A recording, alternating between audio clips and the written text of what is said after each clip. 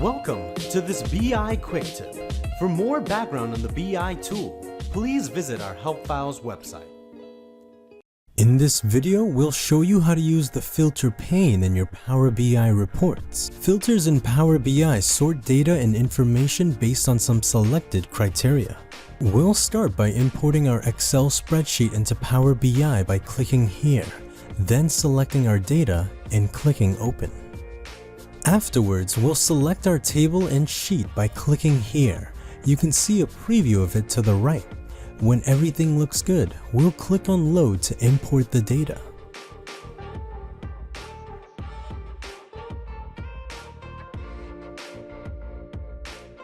We'll go to Fields and expand our table. Then we'll click on the clustered bar chart and click FY or fiscal year right after. We'll expand our chart by dragging the edges. We'll then click some more fields to see in our chart, such as meet and miss expectations and total number. Now we'll scroll down in our filter pane and drag what we want to see filtered in our report. We'll use the fiscal year. Notice that you can drag the fields into just this page or all pages. Choose what works for you.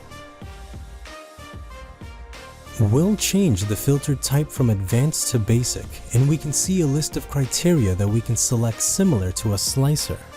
One thing to note is that slicers differentiate from filters because they go on the report visually and support a hierarchy, while filters are on a separate pane and do not support a hierarchy.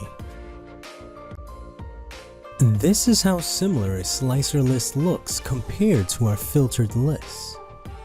Now, when selecting our criteria, we can see the information in the graph change or filter based on what we select.